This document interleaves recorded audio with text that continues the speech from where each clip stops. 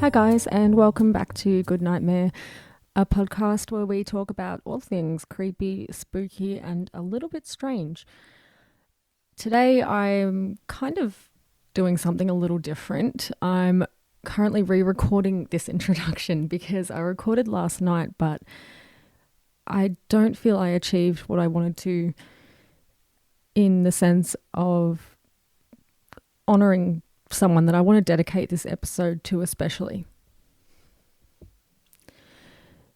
Now, this particular person is someone that I can attribute a lot of my creativity to and a lot of my passion to, and who I feel has been with me every step of the way on this journey. I apologize in advance if I get a little bit emotional. Like I said on Twitter, this is a side of myself that I tend to keep to myself. But I feel I'm doing myself, my friend, and everyone a disservice if I don't do this. Almost a decade ago, I met a guy in Bendigo. He was wearing a suit, drinking red wine. His hair was disheveled, and he just had this really welcoming look. We stayed up later than everyone else, and we were reading excerpts from this really strange book that we found. And he said that he liked it better when I read aloud because hearing such a proper and calm woman's voice reading these lewd and incredibly strange passages made the experience all the more funny. We immediately clicked and became close friends. He's the only person that I stayed in touch with that I knew in Bendigo. And as far as I'm aware, I'm one of the only people that he stayed in touch with from the group of people that we all used to hang out with. Callan was an artist, and his work was absolutely incredible.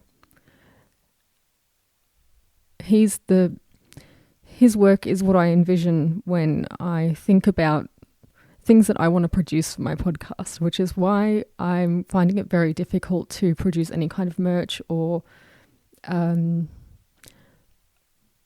have any real sense of a logo of what I want to portray, because I feel like he would have just taken it and known exactly what was in my head, and he would have brought even more to the table than what I could have imagined.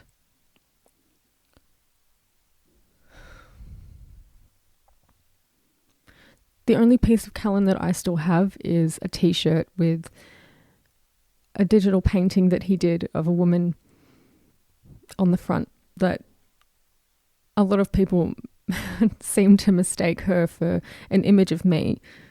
And I guess that was kind of flattering because who wouldn't want to look like someone else's artwork? And I bought it to support him and because I had a genuine love for his art and the things that he put out there in the world. And because of his creative spirit and his constant encouragement for me to be creative and to really just open myself up and do the things that I wanted to do with no restrictions or expectations, and just let the creativity flow and make art even if it's not great, and take photos and read books and do the things that I love freely without judging myself. It's because of all of that and him that I'm able to sit here today and record this podcast with such fun and passion in my heart, and it's these moments that I feel like he's with me. You may notice that I'm speaking in the past tense. That's because Callan passed away over a year ago. And it still breaks my heart. I wish that I could have dedicated this to him while he was still here to hear it, but life happens and death happens. And I can't control that. None of us can, but I know that he's somewhere out there listening. And since I started this podcast, I knew that I wanted to let you guys know about him and what he meant to me, because he's such a big part of this and a big part of who I am, and he is in everything that I do. So I wanted to dedicate this episode especially because this is a listener's choice episode, and it's important to me because without you guys, I would just be a person sitting in my room talking into a microphone. But because of you guys, you've given me something so special. You've given me friendships and love and support, and you've helped me to really honor Cal's memory and myself in some ways.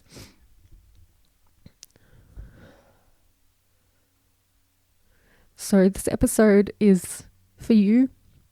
It's for me. It's for Callan. This whole podcast is. It's for all of us to enjoy. And I just hope that every single one of you finds that special person who just sparks something within you. That's like a fire that will never go out. And remember that even though the people in our lives pass away or move on or disappear,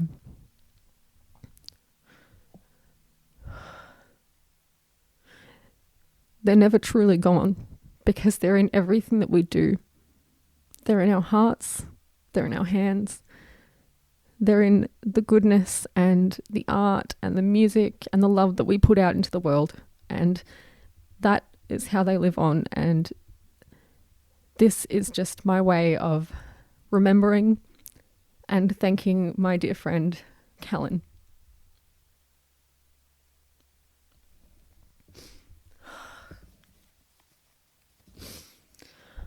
I want to thank you all again, as always, so much. And I genuinely mean it when I say that it's because of you guys that I'm able to do this and able to enjoy it so much and keep this passion burning. And I will forever be thankful for this opportunity that you guys have given me just by listening or sharing or enjoying the podcast. I'll be forever thankful for you. And I just wanted you all to know that. And I wanted, like I said, to honor Callan's memory and to let you guys know where this all began years and years ago in a small room in Bendigo. Thank you so much for listening to this segment. If you didn't, I understand. Some people don't like to listen to talking, that's fine. And if you did, thank you for hearing me. Now, emotions aside, let's get into something a little bit more fun and a lot more sinister. The tale of Little Red Riding Hood has stranger and darker ideas within it than you may think. This isn't necessarily due to the Grimm's retelling of the tale, which was written to scare adults with stories of mayhem and blood and violence, but simply because of the situation that Little Red finds herself in. A young girl facing a predator on her own is something most of us have feared for ourselves or our loved ones at some point in our lives. According to research, the story dates back to well before the 17th century, with some tales identified as being told as far back as the 10th century, and it's appeared in French, Italian, and East Asian lore alike. In the story we're all used to hearing, Little Red takes a basket of bread and goodies to her grandmother's house to share. To get there, she has to walk along a winding path through a dark and eerie forest. When she arrives at her grandmother's house, she sees that her grandmother is sick in bed and looks quite different than she should. Her eyes are too big and her teeth are too sharp. As Little Red points out these things to the grandmother, her grandmother becomes increasingly fierce, at last claiming that her sharp teeth were all the better to eat you with. The story typically ends with Little Red Riding Hood attempting to escape the wolf, which she does with the help of a woodsman who hears her distress. In most versions, he kills the wolf, cuts the grandmother from its belly, and saves the day. Many of these elements are maintained from the original tale. The story was told among European peoples. It was shared in France, like I said, in the early 10th century, and also in Italy, where it was known as La finta nonna, or the false grandmother. In the earlier versions, Little Red doesn't always come up against a wolf. She may be attacked by an ogre or a vampire, and her grandmother may either be captured or dead and eaten. Her escape definitely isn't always the same. We'll get to that shortly, and I'm going to leave it to you to guess my favourite version. The figure of the wolf has been linked to the werewolf trials, which are similar to the witch trials of Salem, both of which I definitely want to cover in a future episode. In most tellings, the wolf kills the grandmother and cooks her flesh for Little Red to eat, so that she'll unknowingly cannibalize her own nan. On a very disturbing note, in some versions, the wolf, who is almost always presented as an older male figure, has been known to ask Little Red to strip down naked and throw her clothing in the fire before getting into bed with him. In one escape version, while Little Red is in bed with the wolf, she claims that she needs to defecate and doesn't want to do it in the bed, naturally. So the wolf agrees to let her use the bathroom, but first he ties a string to her that he keeps hold of so that she can't escape. Being quite a clever young girl, Little Red takes the string and ties it to another object in the bathroom, so that when the wolf tugs, it feels as though she's still connected. She then makes her escape and runs away with no saviour but herself. In other versions of escape, she would run away and the wolf would give chase. She would then be saved by maids who were nearby and who would help her by drowning the wolf, tangling him up in sheets that they were washing in the river. In a more Hansel and Gretel style, there's also a version where Little Red would push the wolf into the open fire where her grandmother was being cooked. Not very Disney or child-friendly, if you ask me. Interestingly, the woodsman or huntsman didn't exist in the early tales. He was dreamed up by the brothers Grimm, who included him as a hero in the first part of their story. Not surprising that a man would insert a male figure to rescue the very capable and independent young woman.